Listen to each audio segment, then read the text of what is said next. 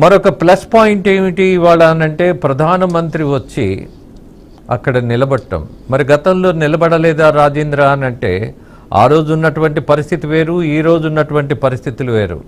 ఏమిటి తేడా ఏమిటి అనంటే దగాపడ్డ తెలుగు వాళ్ళకి ఖచ్చితంగా మనం తోడుగా నిలబడాలి అన్నటువంటి అంశం ఇవాళ ఉన్నది.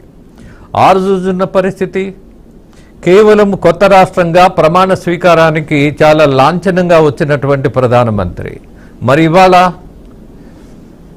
కష్టాలు కన్నీళ్ల మధ్య అమరావతి రైతులు పడ్డ వేదన గమనించినటువంటి కేంద్ర ప్రభుత్వ నాయకులుగా వచ్చారు. అందుకే తోడుగా నిలబడుతున్నారు, నిలబడాలి కూడా.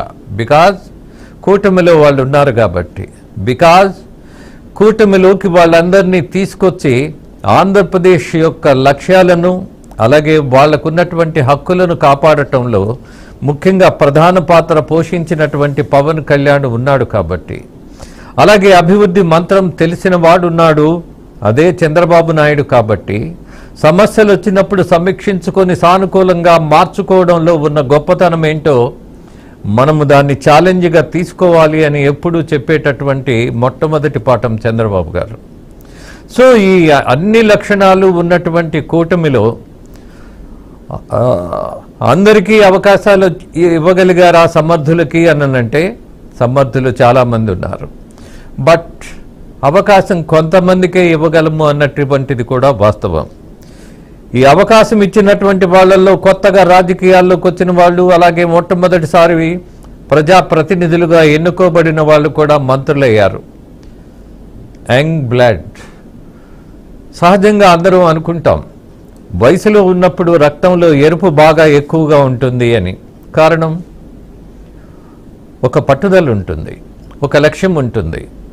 ప్రాక్టికల్గా కొంత ఆ ఎరుపుదనం తగ్గిపోతుందేమో అన్నటువంటి విశ్లేషణ కూడా చేస్తారు కొంతమంది.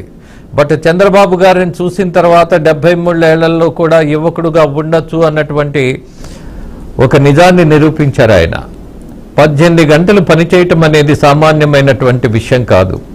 నిరంతరం ఒత్తిడిల మధ్య బతకటం కూడా, రాజకీయాన్ని సాగించటం కూడా సాధ్యపయ్యే పని కూడా కాదు. ఇన్ని ఇబ్బందులున్నా నిలబడి జైలుకి వెళ్ళొచ్చినా మరుసటి రోజే సమీక్షించుకొని కార్యాచరణ రూపొందించుకొని తోడొచ్చినటువంటి పవన్ కళ్యాణ్ని కలుపుకొని, అలాగే కూటమి కోసం ప్రయత్నిస్తున్నటువంటి ఫలితాలు ఎలా ఉంటాయన్న ఆందోళన కూడా ఉండి కూడా ఆయన ఇవాళ ఎన్నికలలో ఒక అద్భుతమైనటువంటి విజయాన్ని సాధించారు అనంటే నాయకుల గొప్పతనం కంటే కూడా ప్రజల ఆలోచన గొప్పదంట. మార్పు కోరుకున్నారంట. ఆ మార్పు ఏదో ఇప్పుడు పెద్ద ప్రయోగంగా ఇవాళ ఉన్నటువంటి ఈ బలమైనటువంటి ఈ ప్రభుత్వం, ప్రతిపక్షమే లేనటువంటి ఈ ప్రభుత్వం బాధ్యతతో ముందుకెళ్ళాలి అనంటే అనేక సమస్యలు కూడా ఉండే అవకాశం ఉన్నది. బట్ సమస్యలను సమీక్షించుకొని సాధిస్తారన్నటువంటి ఆశ కూడా ఉంది. దీని మీద కొంత మనం విశ్లేషణ చేద్దాం. ఈ అనాలిసిస్కి వెళ్ళబోయే ముందు